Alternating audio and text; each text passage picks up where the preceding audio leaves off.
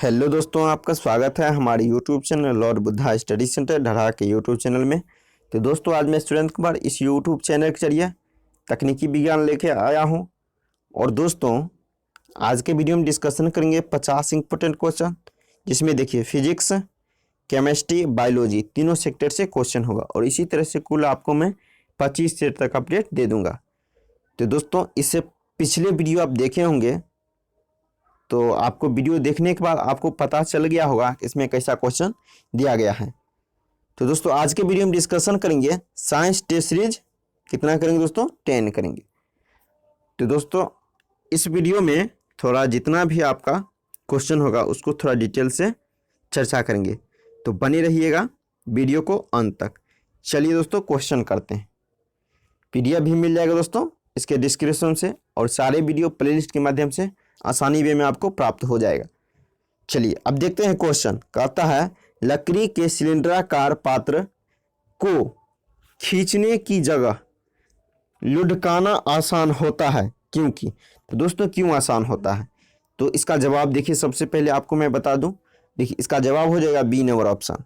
यानी क्या होता है, लुढ़कन अवस्था का घर्षण बल फिसलन अवस्था के घर्षण बल की तुलना में बहुत कम होता है, इसीलिए।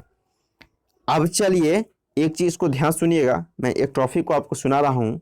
बॉल बेयरिंग गतिज घर्षण को लौटनी घर्षण में बदल देता है। चलिए अब देखिए दोस्तों, 2 नंबर प्रश्न को देखिए। कहता है कोई भी नाव डूब जाएगी यदि वह पानी हटाती है। तो दोस्तों, हटाती है यानी पानी हटाती है, तो इसका जवाब क्या होगा, अपने किसके बराबर, ये कहने का अर्थ था। तो चलिए इसका भी मैं आपको जवाब बता दूं। तो देखिए इसका जवाब हो जाएगा ऑप्शन नंबर बी, भार के बराबर। यदि वो पानी अपने भार के बराबर हटाएगी तो नाव क्या होगा दोस्तों, नाव डूब जाएगी। अब चलिए दोस्तों, थोड़ा आर्किमिडीज सिद्धांत पे चर्चा करते हैं, थोड़ा ध्यान सुनिएगा।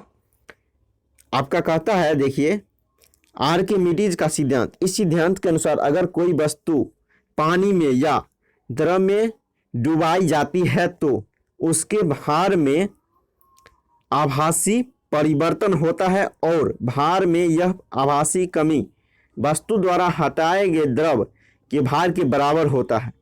तो ये था। अब चलिए 3 नंबर क्वेश्चन देखिए करते हैं।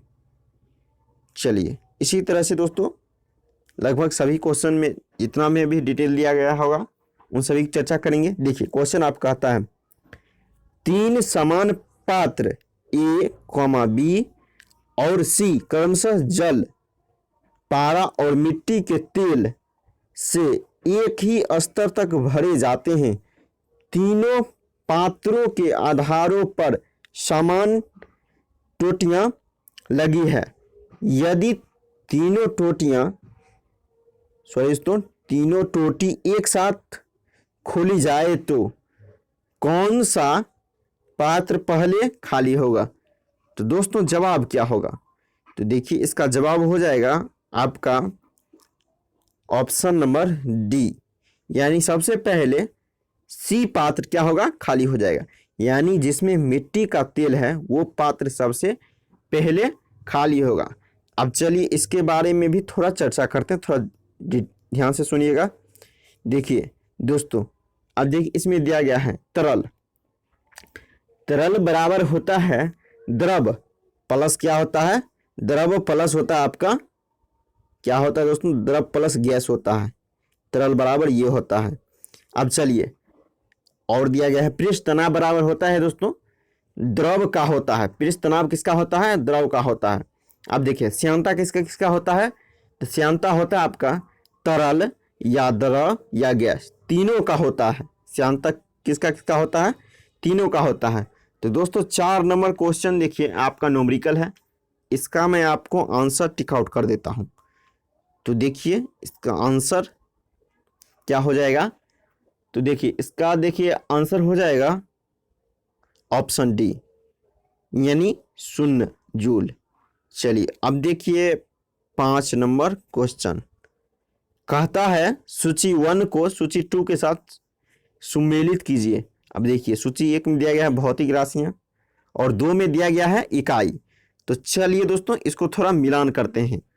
तो देखिए त्वरण का जो होता है दोस्तों, त्वरण का इकाई क्या होता है? त्वरण का इकाई देखिए हो जाता है आपका मीटर प्रति सेकेंड स्क्वायर। यानी ए का क्या हो गया? ए का हो गया, क्या हो जाएगा दोस्तों? ए का हो जाएगा 4 नंबर ऑप्शन। सॉरी दोस्तों, 4 नंबर आपका हो जाएगा ये, 4 नंबर ऑप्शन नहीं, यानी मीटर प्रति सेकेंड स्क्वायर। अब देखिए बल का आप जानते हैं, बल का क्या होता है? न्यूटन। अब देखिए कार्य का क्या होता है दोस्तों? कार्य का होता है जूल। अब देखिए आवेग का क्या होता है? आवेग का होता है न्यूटन सेकेंड होता है, ये होता है। तो देखिए दोस्तों ये मिलान कर दिया।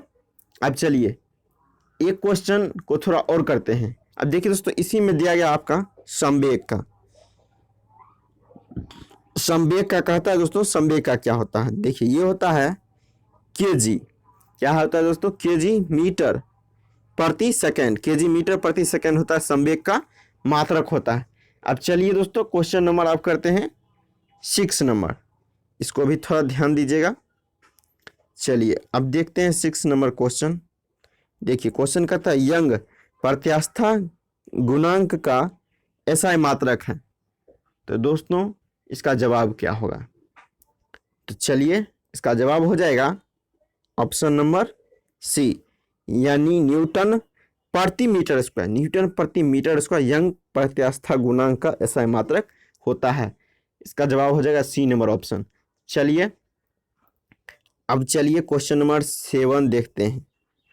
तो देखिए दोस्तों 7 नंबर क्वेश्चन कहता है साबुन के बुलबुले के अंदर का दाब। तो अंदर का दाब क्या होगा? तो दोस्तों इसका सबसे पहले आपको मैं जवाब बता दूं। चलिए इसका जवाब क्या हो जाएगा 7 नंबर क्वेश्चन का? तो देखिए ऑप्शन 1 जवाब हो जाएगा, यानी वायुमंडलीय दाब से अधिक होता है। कहने का अर्थ ये आपका जवाब था। अब चलिए दोस्तों क्वेश्चन नंबर 8 करते हैं। चलिए देखिए क्वेश्चन 8 आ गया दोस्तों।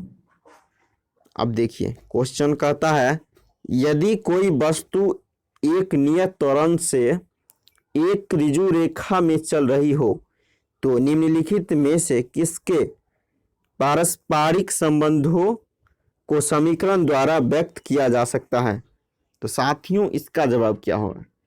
तो देखिए इसका जवाब हो जाएगा ऑप्शन नंबर डी, बिल्कुल सही जवाब हो जाएगा। अब देखिए यानी वेग भी होगा, विस्थापन भी होगा, समय भी होगा, यानी इसका जवाब डी नंबर ऑप्शन हो जाएगा। चलिए अब देखिए क्वेश्चन नंबर 9 कहता है मोटर गाड़ी के रेडिएटर को ठंडा करने के लिए पानी का व्यवहार किया जाता है क्योंकि। तो दोस्तों पानी का व्यवहार क्यों किया जाता है? तो चलिए इसमें देखिए आपको सबसे पहले आंसर बता दूं। तो आंसर हो जाएगा इसका 1 नंबर ऑप्शन, पानी का विशिष्ट ऊष्मा क्या होती है? अधिक होती है। अब चलिए इसमें देखिए टॉपिक दिया गया है, इसको थोड़ा ध्यान सुनिएगा। अब देखिए पानी से भी विशिष्ट ऊष्मा हाइड्रोजन का अधिक होता है। एक टॉपिक और दिया गया है खाना बनाने वाले बर्तन की विशिष्ट ऊष्माधारिता कम तथा ऊष्मीय चालकता अधिक होती है। ये था आपका टॉपिक। चलिए अब क्वेश्चन नंबर 10 को देखते हैं। क्वेश्चन कहता है दूर की वस्तुओं जैसे सूर्य आदि का ताप किस तापमापी के द्वारा मापा जाता है? तो इसका जवाब क्या होगा? तो देखिए दोस्तों इसका जवाब हो जाएगा 10 नंबर क्वेश्चन का ऑप्शन सी, यानी क्या हो जाएगा पूर्ण विकिरण तापमापी द्वारा मापा जाता है। अब चलिए इसके बारे में भी थोड़ा चर्चा कर लेते हैं, थोड़ा ध्यान से सुनिएगा। दोस्तों कहता है दूर की वस्तुओं जैसे सूर्य आदि का ताप पूर्ण विकिरण तापमापी के द्वारा मापा जाता है तथा यह तापमापी बिना संपर्क के ताप को, यानी ताप को क्या करता है? नापता है। बिना संपर्क में ही ताप को मापता है, इसीलिए पूर्ण विकिरण तापमापी का प्रयोग किया जाता है। अब देखिए इसका 2 टॉपिक दिया गया, एक ध्यान सुनिएगा। ताप युग्म तापमापी सीबेक प्रभाव पर कार्य करता है, यानी तापमापी जो है इसका ये किस प्रभाव पर कार्य करता है दोस्तों? तो देखिए ये करता आपको सीबेक के प्रभाव पर कार्य करता है तापमापी। अब देखिए आगे दिया गया इसमें कहता है तथा यह -200 degree C minus 200 degree C से कितना कहता है 1600 प्लस 1600 डिग्री सी तक क्या करता है, ताप मापता है।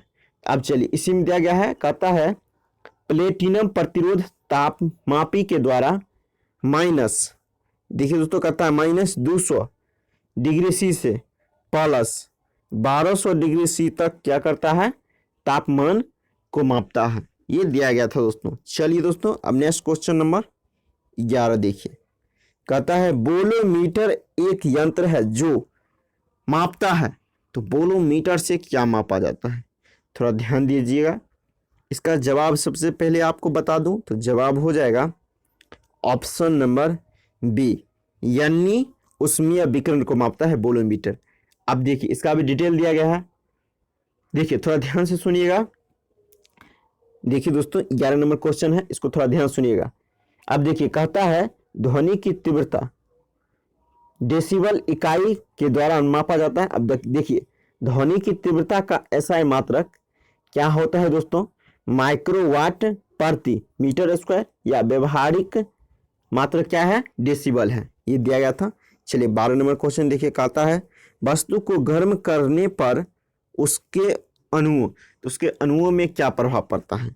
तो देखिए इसका जवाब हो जाएगा ऑप्शन नंबर, दोस्तों क्या जवाब हो जाएगा, तो चलिए ऑप्शन नंबर 1 जवाब इसका सही हो जाएगा। यानी क्या होगा, यानी अणुओं का चाल जो होता है बढ़ जाएगी। चलिए देखिए 13 नंबर आपका न्यूमेरिकल है, तो इसका मैं आंसर आपको टिक आउट कर देता हूँ। देखिए इसका देखिए सी नंबर ऑप्शन जवाब हो जाएगा। चलिए क्वेश्चन नंबर देखिए दोस्तों 14 नंबर, कहता है रेफ्रिजरेटर में थर्मोस्टेट का कार्य है। यानी थर्मोस्टेट का कार्य क्या है रेफ्रिजरेटर में। तो दोस्तों इसका देखिए जवाब क्या हो जाएगा, थोड़ा ध्यान से सुनिएगा। सबसे पहले इसका जवाब बता दूं तो चलिए इसका देखिए जवाब हो जाएगा सी नंबर ऑप्शन, एक समान तापमान बनाए रखना। रेफ्रिजरेटर का कार्य ये होता है। अब चलिए इसका टॉपिक पढ़ते हैं, थोड़ा ध्यान से सुनिएगा। रेफ्रिजरेटर में विद्युत धारा दी जाती है केवल कंप्रेसर को चलाने के लिए। कंप्रेसर को चलाने के लिए विद्युत धारा दी जाती है रेफ्रिजरेटर में। अब देखिए शरीर का तापमान हाइपोथैलेमस के द्वारा नियंत्रित होता है। अगला देखिए दिया गया है 0 डिग्री केल्विन या माइनस 273 डिग्री सी संसार के पाए जाने वाले सबसे न्यूनतम क्या है दोस्तों, तापमान है।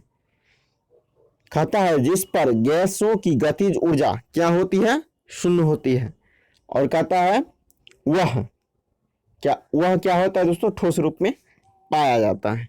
चलिए नेक्स्ट क्वेश्चन नंबर देखिए 15, कहता है इनमें से कौन सा ऊष्मा का मात्रक नहीं है। तो ऊष्मा का मात्रक कौन सा नहीं है, तो देखिए इसका जवाब क्या होगा। तो देखिए इसका जवाब हो जाएगा option number D, in degree Celsius जवाब हो जाएगा। अब चलिए क्वेश्चन नंबर 16 देखिए, कहता है जल का क्वथनांक। तो दोस्तों जल का क्वथनांक क्या होता है, जवाब क्या होगा इसमें। तो देखिए इसका जवाब हो जाएगा ऑप्शन नंबर 1, यानी क्या होता है 100 डिग्री सी होता है। अब चलिए इसमें भी डिटेल सुनिएगा। तो दोस्तों कहता है जल का क्वथनांक कितना होता है, 100 डिग्री सी होता है। अब देखिए जल में अशुद्धि मिलाने पर उसका क्वथनांक क्या होता है, 100 डिग्री से अधिक हो जाता है। दोस्तों 100 डिग्री से क्या हो जाता है, अधिक, यानी प्लस हो जाता है, कहने का अर्थ ये था। और गलनांक क्या होता है, गलनांक देखिए क्वथनांक अधिक हो जाता है लेकिन गलनांक क्या होता है, कम हो जाता है, गलनांक कम हो जाता है।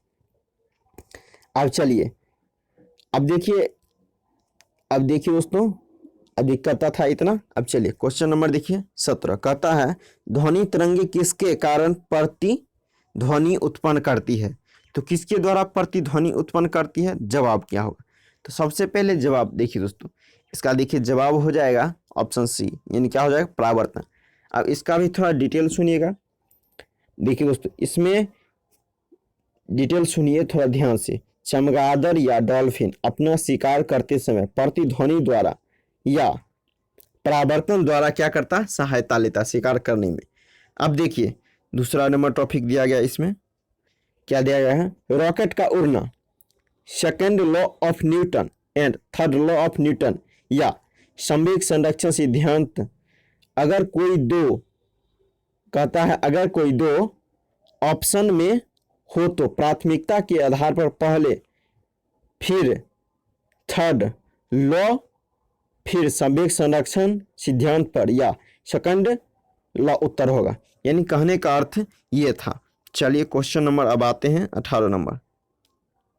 चलिए दोस्तों 18 नंबर क्वेश्चन देखिए, कहता है ध्वनि के किस लक्षण के कारण कोई ध्वनि मोटी या पतली होती है। तो दोस्तों इसका जवाब क्या होगा, तो देखिए इसका जवाब हो जाएगा ऑप्शन नंबर बी। क्या होगा दोस्तों, तारत्व यानी पिच के कारण। अब चलिए अब देखिए इसका भी थोड़ा डिटेल से चर्चा करते, थोड़ा ध्यान सुनिएगा।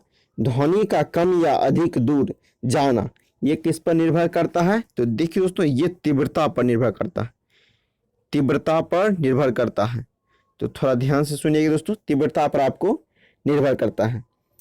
अब चलिए अब देखिए दोस्तों एक चीज और सुनिए, इसमें देखिए दिया गया है, तो कहता है तीव्रता और तारत्व समान रहने पर गुणवत्ता के कारण अंतर सुनाई देता है। तो दोस्तों ये क्या होता है, तीव्रता और तारत्व के समान रहने पर गुणवत्ता यानी क्वालिटी के कारण उसमें क्या होता है, अंतर आपको तब पता चलेगा। अगला देखिए कहता है तीव्रता आयाम पर निर्भर रहता है। तीव्रता किस पर निर्भर रहता है, आयाम पर। और देखिए तारत्व आवृत्ति पर निर्भर करता है और गुणवत्ता क्या है दोस्तों, अधि स्वर पर निर्भर होता है। अब चलिए एक चीज और सुनिए दोस्तों, देखिए कहता है खुले आर्गन नली की ध्वनि सुरीली होती है क्योंकि इसमें सम और विषम दोनों हार्मोनिक होते हैं, अर्थात मोटा या पतला दोनों। लेकिन बंद आर्गन नली में केवल विषम हार्मोनिक अर्थात केवल मोटा होता है। ये आपका डिटेल दिया गया था। चलिए क्वेश्चन नंबर अब करते हैं 19 नंबर। क्वेश्चन है वस्तु के वेग अथवा उसी माध्यम में एवं उन्हीं परिस्थितियों में ध्वनि के वेग का अनुपात को कहते हैं। तो जवाब क्या होगा, तो देखिए दोस्तों इसका जवाब हो जाएगा ऑप्शन नंबर डी यानी मैक संख्या कहते हैं। अब चलिए मैक संख्या होता है ऊपर में वायुयान की चाल, क्या होता है दोस्तों, वायुयान की चाल, बट्टा में क्या होता है, ध्वनि का वेग, ध्वनि का वेग होता है, ये होता है। चलिए इसका डी आंसर हो जाएगा। चलिए क्वेश्चन नंबर देखिए 20। देखिए क्वेश्चन कहता है अच्छे ऑडिटोरियम की दीवारें, छत व फर्श किसी रेशेदार पदार्थ, कालीन, ग्लास, फाइबर आदि से ढके रहते हैं, इसका उद्देश्य होता है। तो दोस्तों इसका उद्देश्य क्या होता है, तो देखिए इसका मैं आपको जवाब बता दूं। तो देखिए इसका सबसे पहले जवाब हो जाएगा ऑप्शन नंबर डी यानी ध्वनि का अवशोषण करके प्रतिध्वनि को रोकना, ये कार्य होता है। अब चलिए नेक्स्ट क्वेश्चन की ओर आते हैं। क्वेश्चन नंबर 21 कहता है इको साउंडिंग प्रयोग होता है, इको साउंडिंग का प्रयोग होता है। देखिए इसका जवाब क्या हो जाएगा 21 का, तो जवाब हो जाएगा ऑप्शन नंबर सी यानी समुद्र की गहराई नापने के लिए इको साउंडिंग का प्रयोग किया जाता है। अब चलिए देखिए 22 नंबर क्वेश्चन आपका न्यूमेरिकल है, तो देखिए इसका जवाब हो जाएगा ऑप्शन नंबर क्या हो जाएगा दोस्तों, तो ऑप्शन नंबर बी जवाब हो जाएगा। चलिए इसके बारे में थोड़ा चर्चा कर लेते, एक बार ध्यान से सुनिएगा, नोट में दिया गया है। यानी क्या होता है, अब देखिए दोस्तों एक सूत्र होता है इसमें, दर्पण का प्रतिबिंब की संख्या बराबर क्या होता है 360/θ-1। एक और होता है, एक और क्या होता है 360/θ, दोनों होता है। अब चलिए इसका नोट थोड़ा ध्यान से सुनिएगा। यानी कहने का अर्थ नोट में दिया गया है दर्पण में बने प्रतिबिंब की संख्या हमेशा विषम संख्या होगी। आगे देखिए कहता है सम संख्या आने पर एक घटाते हैं और विषम संख्या आने पर नहीं घटाते हैं, ये दिया गया था। यानी क्या होगा, सम संख्या आने पर एक क्या करते हैं घटा देते हैं, विषम संख्या आने पर क्या करते हैं एक नहीं घटाते हैं। कहने का अर्थ ये था। अब देखिए यहाँ चलिए इसको थोड़ा डिटेल चर्चा कर लेते हैं। यानी 360 को क्या कीजिएगा थीटा से भाग दीजिएगा तो 4 हो जाएगा। ये क्या आ गया सम संख्या, सम संख्या आ गया तो एक घटा देंगे यानी 3 हो गया। अब देखिए यदि विषम संख्या आता तो डायरेक्ट उसको वही रहने देते, कहने का अर्थ ये था। अब चलिए एक चीज और चर्चा करते हैं, थोड़ा ध्यान सुनिएगा। जब दो दर्पण समानांतर हो तो अनंत प्रतिबिंब बनेंगे। जब दो दर्पण समांतर हो तो प्रतिबिंब कितने बनेंगे? अनंत बनेंगे। एवं अनंत प्रतिबिंब बनने से पहले समतल दर्पण में दूसरा प्रतिबिंब सबसे अधिक स्पष्ट होता है। चलिए ये था आपका डिटेल। चलिए अब क्वेश्चन नंबर 23 देखिए। देखिए दोस्तों वीडियो थोड़ा बड़ा होगा लेकिन बने रहिए वीडियो को अंत तक। देखिए क्वेश्चन कहता है अबिंदुकता का दोष को दूर करने के लिए निम्नलिखित में से किस लेंस का प्रयोग करना चाहिए? तो जवाब क्या हो? अबिंदुता को दूर करने के लिए किसका प्रयोग किया जाता है? तो इसका सबसे पहले जवाब हो जाएगा ऑप्शन नंबर 1 यानी सिलेंडरी लेंस का। कहने का अर्थ ये आपका जवाब था। चलिए क्वेश्चन नेक्स्ट करते हैं। देखिए क्वेश्चन आपका कहता है जब एक व्यक्ति तीव्र प्रकाश छत से अंधेरे कमरे में प्रवेश करता है तो उसे कुछ समय के लिए स्पष्ट दिखाई नहीं देता है, बाद में धीरे धीरे उसे चीजें दिखाई देने लगता है, इसका कारण है। तो दोस्तों इसका कारण क्या है? तो चलिए इसका सबसे पहले आपको जवाब बता दूं। तो जवाब हो जाएगा ऑप्शन नंबर 1 यानी क्या होता है? पुतली के आकार में क्या होता है दोस्तों? देखिए आकार में परिवर्तन हो जाता है। कारण आपको ये था। अब चलिए थोड़ा ध्यान से सुनिएगा, इसका भी चर्चा करते हैं। अब देखिए पुतली के आकार में परिवर्तन से ही आंखों का अंधेरे के प्रति कुछ समय में अनुकूलित होना, यानी क्या होता है? कुछ समय के लिए पुतली को एडजस्ट होने में समय लगता है और एडजस्ट हो जाने के बाद क्या होता है? फिर से अनुकूलित हो जाता है। चलिए क्वेश्चन नंबर देखिए अब 25 कहता है प्राथमिक रंग कौन सा है? तो देखिए इसका जवाब क्या होगा? तो प्राथमिक रंग आपका कौन कौन सा है? तो जवाब हो जाएगा लाल, हरा, नीला। तो देखिए जवाब हो जाएगा ऑप्शन नंबर 1। प्राथमिक रंग कौन कौन सा है? लाल, हरा, नीला। देखिए नेक्स्ट आपका न्यूमेरिकल है, तो इसका मैं आपको जवाब कमेंट कर देता हूँ, यानी टिक आउट कर देता हूँ दोस्तों। सी नंबर आपका जवाब हो जाएगा। चलिए अब क्वेश्चन नंबर देखिए 27 कहता है, चलिए दोस्तों इसमें देखिए डिटेल से बहुत सारे दिए गए। चलिए देखिए दोस्तों क्वेश्चन कहता है विद्युत उपकरण में अर्थ का उपयोग होता है। अर्थ का उपयोग क्या होता है? तो देखिए इसका जवाब बता दूं दोस्तों। तो देखिए इसका जवाब हो जाएगा ऑप्शन नंबर सी, सुरक्षा के लिए। अब चलिए इसमें भी कुछ टॉपिक दिया गया, उसको ध्यान से सुनिएगा। देखिए दोस्तों इसमें देखिए कहता है, देखिए टॉपिक दिया गया पृथ्वी का विभव क्या होता है? पृथ्वी का विभव यदि आपसे पूछ दे तो ये होता है शून्य। अब देखिए पृथ्वी की धारिता कितना होता है? पृथ्वी की धारिता होता है आपको इन्फिनिटी होती।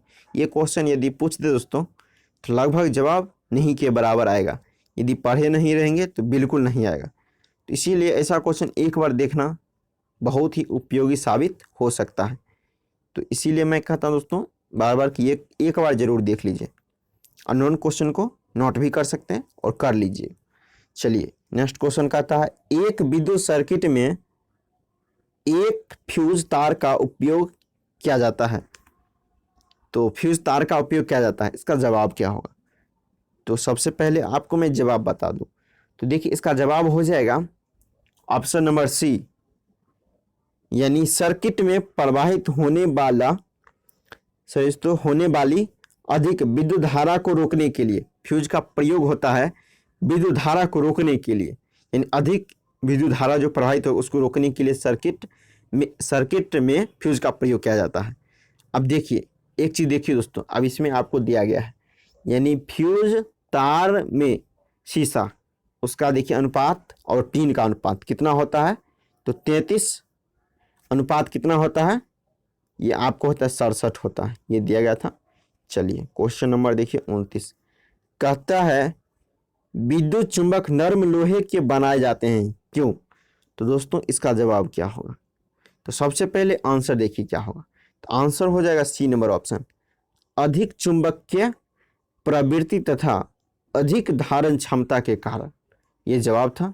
चलिए इसमें भी टॉपिक दिया गया, थोड़ा ध्यान से सुनिएगा। यानी देखिए इसमें दिया गया है चुंबकशीलता, देखिए डॉट किया गया है, चुंबकीय बल रेखाओं का आसान से पास हो जाना चुंबकशीलता कहलाता है। अब देखिए नर्म लोहे के चुंबकशीलता स्टील से अधिक होती है, ये दिया गया था। चलिए अब क्वेश्चन नंबर देखिए 30, कहता है निम्नलिखित में से कौन लौह चुंबकीय पदार्थ नहीं है? तो इसका जवाब क्या होगा, थोड़ा ध्यान से सुनिएगा। तो इसका जवाब हो जाएगा लौह चुंबकीय पदार्थ कौन सा नहीं है। इसमें देखिए मैं एक चीज बता रहा हूँ, तो इसका सबसे पहले जवाब बता दूं। जवाब हो जाएगा ऑप्शन नंबर सी, तांबा। देखिए क्या है, लौह चुंबकीय पदार्थ आपका नहीं है। अब थोड़ा इसका ध्यान से सुनिएगा, टॉपिक में सुना रहा हूं दोस्तों। 30 नंबर क्वेश्चन का, ऑक्सीजन तथा जिसमें म लगा हो, जिसमें क्या लगा हो, म लगा हो, जैसे chromium, platinum, sodium, magnesium, aluminium इत्यादि, क्या है दोस्तों, अनुचुंबक के उदाहरण है। जिसमें म लगा हो उसमें क्या है, अनुचुंबकीय। देखिए दोस्तों कुछ नहीं भी हो सकते हैं, ऐसा नहीं कि हो ही सकता है। और देखिए तथा कहता है तथा आयरन, कोबाल्ट और सॉरी दोस्तों निकेल, लोहे, निकेल लोहे क्या है, चुंबक का उदाहरण है, ये दिया गया है। अब देखिए लोहे का क्यूरी ताप कितना होता है, यानी Fe का, तो इसका होता है लोहे का क्यूरी ताप होता है आपको, देखिए कितना होता है दोस्तों, तो 973 973 केल्विन होता है। अब देखिए निकेल का कितना होता है, निकेल का होता है 673 केल्विन, 673 केल्विन। अब देखिए इसमें CO यानी कोबाल्ट का कितना होता है, तो कोबाल्ट का होता है आपका 373 केल्विन होता है, 373 केल्विन होता है। अब चलिए दोस्तों एक चीज और सुनिए, दो टॉपिक दिया गया है, वह तापमान जिस पर लौह चुंबक अनुचुंबक में बदल जाता है उसको क्या कहते हैं, क्यूरी तापमान कहते हैं। उसको क्या कहते हैं दोस्तों, क्यूरी तापमान कहते हैं। एक टॉपिक और दिया गया है क्यूरी तापमान, वह तापमान जिसके ऊपर पदार्थ अनुचुंबकीय व जिसके नीचे पदार्थ लौह चुंबकीय बनते, उसको भी कहते हैं क्यूरी ताप कहते हैं। चलिए दोस्तों अब क्वेश्चन नंबर 31 को आते हैं। कहता है निम्न में से कौन प्रतिचुंबकीय है? तो दोस्तों प्रतिचुंबकीय कौन सा है, तो जवाब देखिए इसमें भी दिया गया है। तो इसका सबसे पहले जवाब हो जाएगा ऑप्शन नंबर बी, क्या है, बिस्मथ। अब चलिए इसका भी थोड़ा डिटेल चर्चा करते हैं, थोड़ा ध्यान सुनिएगा। देखिए कहता है प्रतिचुंबकीय पदार्थ ये चुंबकीय क्षेत्र में रखे जाने पर क्षेत्र की विपरीत दिशा में चुंबकित हो जाते हैं, जैसे जस्ता, विस्मथ, तांबा और क्या है दोस्तों, चांदी, सोना, नमक, जल, हीरा इत्यादि, ये सब क्या है, प्रतिचुंबकीय पदार्थ। चलिए क्वेश्चन नंबर 32 देखिए, अस्थाई चुंबक जिस पदार्थ का बना होता है वह होता है, अस्थाई चुंबक किसका बना होता है? तो जवाब सबसे पहले आपको बता दूं, तो देखिए इसका जवाब हो जाएगा ऑप्शन नंबर 1, क्या है दोस्तों, फेरोमैग्नेटिक का बना होता है, फेरोमैग्नेटिक। अब चलिए सबसे अच्छा अस्थाई चुंबक इस्पात का होता है। अब देखिए अस्थाई चुंबक किसका होता है, अस्थाई चुंबक आपको नर्म लोहा का होता है। और देखिए कहता है इसी में तथा इसमें DC में लगाए जाते हैं, यानी नर्म लोहा जो होता है, यानी ये किसका नर्म लोहा बना होता है, किसका, अस्थाई चुंबक बना होता है नर्म लोहा का, यानी मृदु लोहा का। तो इसमें इसका जो उपयोग आता है दोस्तों, DC में इसको लगाया जाता है, यानी अस्थाई चुंबक यानी नर्म लोहा को। चलिए अब क्वेश्चन नंबर चलते हैं 33 को, थोड़ा ध्यान से सुनिएगा। देखिए 33 नंबर क्वेश्चन कहता है हाइड्रोजन बम किसने विकसित किया? हाइड्रोजन बम किसने विकसित किया? तो इसका जवाब क्या हो जाएगा? तो देखिए इसका जवाब सबसे पहले हो जाएगा, आपको मैं बता दूं, ऑप्शन सी, यानी एडवर्ड टेलर। अब देखिए अब इसमें कहता है, अब देखिए दोस्तों इसमें भी कुछ टॉपिक दिया है, थोड़ा ध्यान सुनिएगा। न्यूट्रॉन बम का आविष्कार किसने किया? सैमुअल कोहेन ने। सैमुअल कोहेन ने दोस्तों न्यूट्रॉन बम का आविष्कार किया। अब देखिए एक और दिया गया है, परमाणु बम का आविष्कार किसने किया? ऑटो हन ने। किसने किया दोस्तों? ऑटो हन ने परमाणु बम का आविष्कार किया। चलिए अब क्वेश्चन देखते हैं 34 नंबर। एक फैदम बराबर होता है। तो दोस्तों सबसे पहले इसका मैं आपको जवाब बता दूं। तो देखिए इसका जवाब हो जाएगा क्वेश्चन नंबर 34 का आंसर सी हो जाएगा, बिल्कुल सही, यानी 1.80 m। अब देखिए इसका भी थोड़ा, एक फैदम में दोस्तों ध्यान सुनिए, एक फैदम में 6 फीट होता है। अब देखिए एक बैरल में दोस्तों, एक बैरल में कितना लीटर होता है? 159 लीटर। अब देखिए एक कैरेट में दोस्तों ध्यान सुनिए, एक कैरेट में 200 क्या होता है दोस्तों? मिलीग्राम होता है। अब देखिए एक केबिल में क्या होता है? एक केबिल में ध्यान सुनिएगा दोस्तों, एक केबिल में 100 फैदम होता है, 100 फैदम। अब चलिए क्वेश्चन नंबर करते हैं दोस्तों 35 नंबर। 35 नंबर देखिए, 35 नंबर को थोड़ा ध्यान से देखिएगा। चलिए दोस्तों 35 नंबर क्वेश्चन एक आता है, 3 तत्व Na और दिया गया है S और O संघटित होकर Na2SO3 यौगिक बनाते हैं। इस यौगिक में S की संयोजकता क्या है? तो चलिए साथियों सबसे पहले इसका मैं आपको आंसर बता दूं। तो देखिए इसका आंसर हो जाएगा ऑप्शन नंबर 1। तो दोस्तों चलिए 1 हो जाएगा। तो देखिए ये +2 हो जाए, यानी 2 प्लस होगा। तो चलिए दोस्तों इसको थोड़ा देखते हैं कोशिश करके, यानी S की संयोजकता जो होती है 2 होगी। अब चलिए अब देखिए दोस्तों सल्फर का ऑक्सीकरण संख्या कितना होगा? तो -2 से कितना होगा? तो +6 होगा। अब ध्यान सुनिएगा, यानी क्या है? सल्फर की ऑक्सीकरण संख्या -2 से 6 होगा। अब चलिए अब इसका देखिए विन्यास लिखिएगा। तो 1s2 2s2 2p6 3s2 3p4, देखिए 3p4 और क्या है दोस्तों 3s2 ये दिया गया है। तो ये क्या हो गया दोस्तों? ये आपको हो गया संयोजी इलेक्ट्रॉन, 6 हो गया संयोजी इलेक्ट्रॉन। अब ध्यान सुनिएगा। अब चलिए इसमें टॉपिक सुन लीजिए। संयोजी इलेक्ट्रॉन जब 1 2 3 4 हो तो संयोजी इलेक्ट्रॉन ही संयोजकता होती है, लेकिन जब संयोजी इलेक्ट्रॉन 5 6 देखिए दोस्तों 5 6 7 और 8 हो तब संयोजकता क्या होता है? संयोजकता होता है 8 माइनस क्या होता है दोस्तों? संयोजी इलेक्ट्रॉन। तो 8 संयोजी इलेक्ट्रॉन आपको कितना आया है? 6। इसमें से घटाइएगा तो कितना हो जाएगा? 2, यानी आपका संयोजकता क्या हो गया?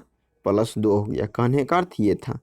चलिए अब क्वेश्चन नंबर देखिए 36 कहता है जब कोई इलेक्ट्रॉन उच्च कक्षा से निम्न कक्षा में जाता है तो क्या परिवर्तन होता है? क्या देखने को मिलता है? जवाब क्या होगा? तो दोस्तों इसका जवाब हो जाएगा ऑप्शन नंबर 1, यानी ऊर्जा का उत्सर्जन होता है। जवाब ये हो जाएगा। चलिए क्वेश्चन नंबर देखिए 37 कहता है एक अल्फा कण के उत्सर्जन से परमाणु क्रमांक और द्रव्यमान में क्या परिवर्तन होता है? तो इसका जवाब क्या होगा? तो चलिए इसका जवाब हो जाएगा 37 नंबर क्वेश्चन का आपका जवाब हो जाएगा ऑप्शन नंबर डी, यानी परमाणु क्रमांक में 2 की कमी व परमाणु द्रव्यमान में 4 की कमी हो जाएगी। अब चलिए इसमें भी टॉपिक दिया गया है, चलिए उसको थोड़ा ध्यान सुनिएगा। रेडियो सक्रिय पदार्थ में एक बीटा कण निकलने पर परमाणु क्रमांक में 1 की वृद्धि होती है। यदि बीटा कण निकलेगी तो परमाणु क्रमांक में 1 की वृद्धि होगी तथा परमाणु भार में दोस्तों ध्यान सुनिए, परमाणु भार में बदलाव नहीं होगा। जब बीटा कण निकलता है तो क्या होता है? समभारिक का निर्माण होता है। कहने का अर्थ ये दिया गया था। चलिए अब देखिए दोस्तों ये आपका न्यूमेरिकल है, इसका मैं आपको आंसर टिक आउट कर देता हूँ 38 नंबर क्वेश्चन का। तो दोस्तों इसका 38 का आंसर हो जाएगा सी नंबर ऑप्शन। अब चलिए क्वेश्चन नंबर करते हैं 39। अब देखिए दोस्तों ये आपको लिखा गया है।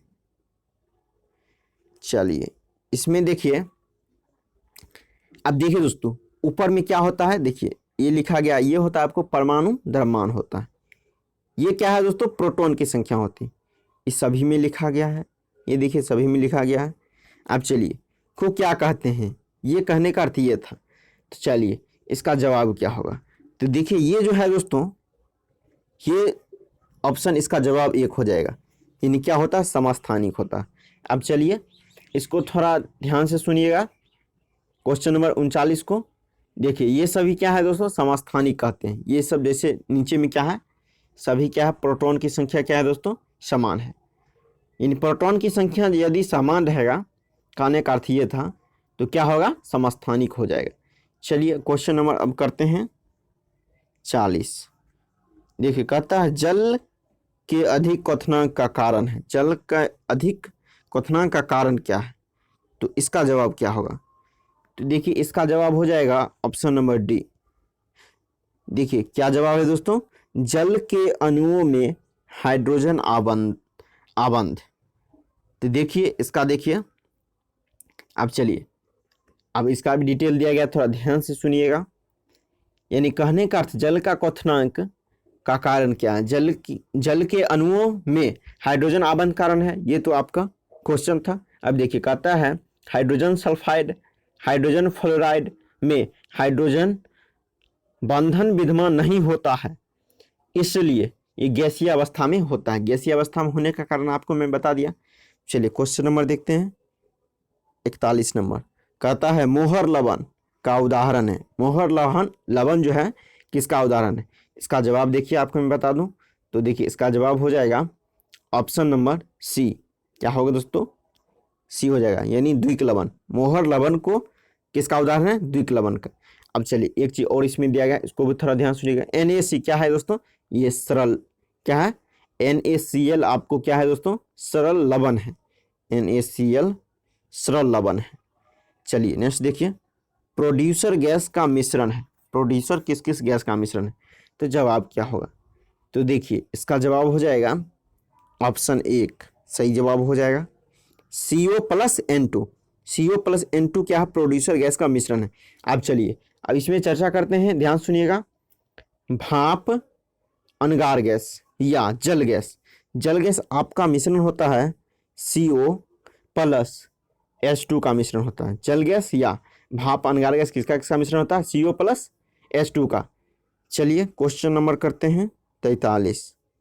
देखिए 43 नंबर क्वेश्चन कहता है अम्लीय वर्षा का कारण है। तो दोस्तों इसका जवाब क्या होगा, अम्लीय वर्षा का कारण क्या है, कहने का अर्थ ये है। तो देखिए इसका जवाब हो जाएगा, अब देखिए SO2 और NO2। SO2 और NO2 क्या है दोस्तों, इसका जवाब हो जाएगा ऑप्शन नंबर बी, यानी SO2 और NO2 ये क्या है, अम्लीय वर्षा कारण है। अब चलिए ये देखिए क्वेश्चन नंबर 44, थोड़ा ध्यान से सुनिएगा, इसको भी थोड़ा डिटेल से चर्चा करेंगे।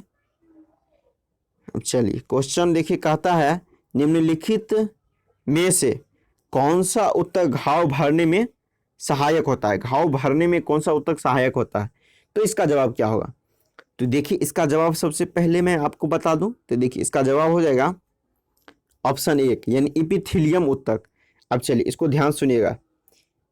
अब देखिए दोस्तों, अब देखिए इसमें थोड़ा चर्चा करते हैं पेशीय उत्तक। पेशीय उत्तक जो होता है मांसपेशी होता है।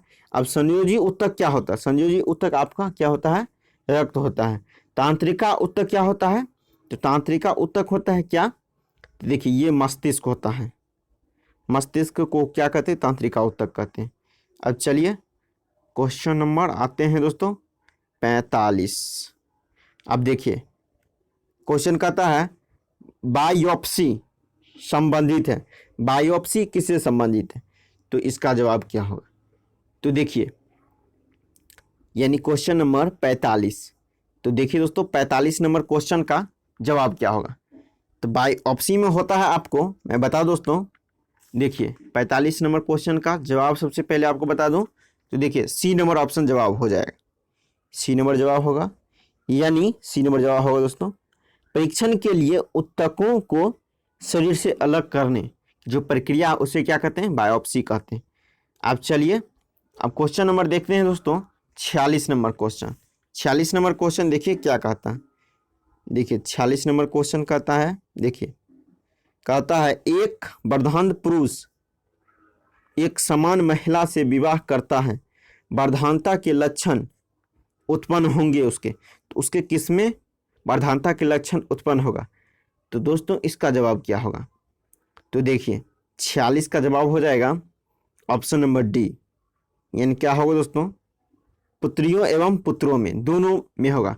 पुत्रियों के दोस्तों पुत्रियों के पुत्र में, यानी कहने का अर्थ यह पुत्रियों के पुत्रों में होगा, यानी क्या होगा? ये हो जाएगा। अब चलिए क्वेश्चन नंबर देखिए 47, कहता है क्वेश्चन है योगतम की उत्तरजीविका का प्रतिपादन किया। तो दोस्तों इसका जवाब क्या होगा?